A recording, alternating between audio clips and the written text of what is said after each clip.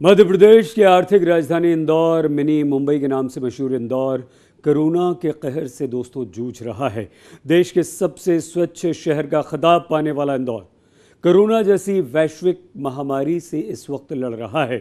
इंदौर जिस तरह से कोरोना का हॉटस्पॉट बना है उससे न सिर्फ शिवराज सिंह चौहान की सरकार बल्कि केंद्र की मोदी सरकार भी हैरान है। इंदौर में कोरोना संक्रमण का सबसे ज़्यादा शिकार एक समुदाय विशेष हुआ है। पिछले दिनों दोस्तों यहां टाटपट्टी बाखल इलाके में स्वास्थ्य कर्मियों पर हमला भी हुआ था, जिसे लेकर पूरे देश में इंदौर की काफ़ी बदनामी हुई, इंदौर की किरकिरी हुई थी।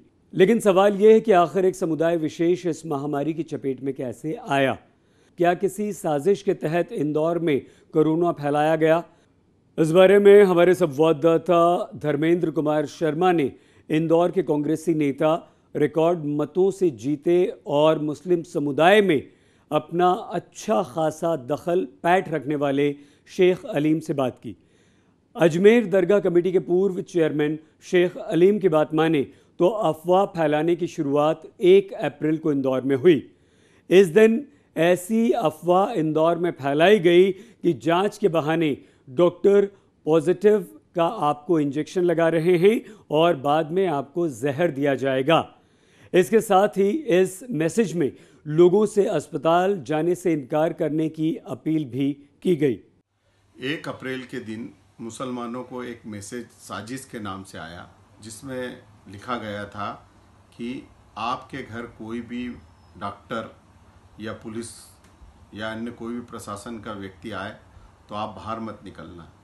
ये लोग आपको जांच के बहाने ले जाएंगे और आपको पॉजिटिव का इंजेक्शन लगा देंगे और उसके बाद जब आपका रिपोर्ट पॉजिटिव आएगी तो बाद में आपको जहर का इंजेक्शन दे देंगे। उससे ये बात मैसेज करने वाले ने ये बताई कि मुझे मेरे एक डॉक्टर रिश्तेदार हैं, उन्होंने ये बात बताई कि किसी भी मुसलमान को जांच के नाम पे अस्पताल मत जाने देना।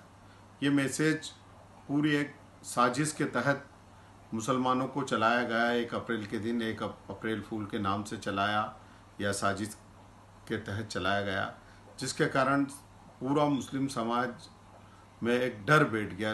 आज़ाद नगर, खजराना, इधर आसपास की बस्तियों में लोग रात भर जगते रहे कि कहीं पुलिस आकर हमें ले नहीं जाए। हमें भी फ़ोन आया। उसके बाद मैंने कलेक्टर साहब से और DIG मनीष सिंह जी और हरिचरण चारी जी से चर्चा करी कि साहब ऐसा मैसेज आया। फिर शहर काजी साहब से भी चर्चा करी तो शहर काजी साहब और हमने कलेक्टर साहब और हरिनारायण चारी जी से चर्चा करी। तब उन्होंने सोशल मीडिया पर बैन लगाया और कुछ लोगों पर प्रकरण भी दर्ज किया, जिसके कारण ये जो एक अफवाह थी, जिसके कारण मुसलमान डर गए। शेख अलीम का कहना है कि इस अफवाह के फैलने की वजह से लोग दहशत में आ गए। हालांकि जैसे ही ये मैसेज वायरल हुआ, अल्पसंख्यक समुदाय के धर्मगुरु और नेता हरकत में ज़रूर आए।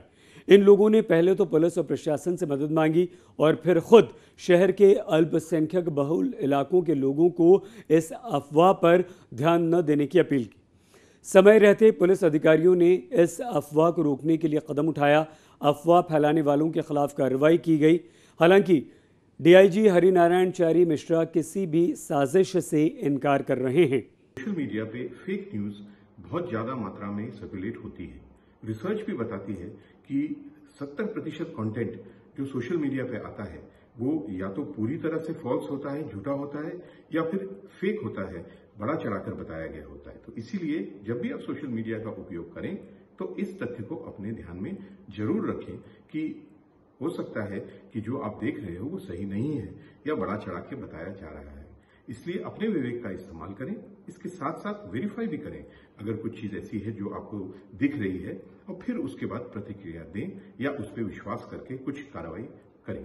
अगर आपने कोई ऐसी चीज करी सोशल मीडिया पे जो इस देश के कानून के विपरीत है, तो यदि आपके खिलाफ रिपोर्ट हुई तो आपके खिलाफ कानूनी कार्रवाई होगी और आपको उसके लिए खामियाजा भुगतना पड़ेगा। पिछले दिनों सोशल मीडिया पर इस बात का भ्रम फैलाने की कोशिश की गई थी कि इस इलाज की पद्धति को लेकर के, इलाज की प्रक्रिया को लेकर के कई तरह के भ्रम फैलाने की कोशिश की गई थी, जिसके जानकारी मिलते ही पुलिस ने न सिर्फ उन खबरों को और उनका खंडन किया, बल्कि उसमें जो लोग संलग्न थे उन पर सख्त कार्रवाई की है।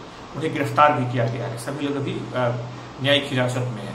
तो मुख्य तौर पे पुलिस का उद्देश्य है कि किसी भी तरह का भ्रम का कुहासा न हो, भ्रम का आवरण न हो, लोग पूरी तरीके से सही स्थिति से जागरूक रहें, स्वास्थ्य के प्रति सचेत रहें।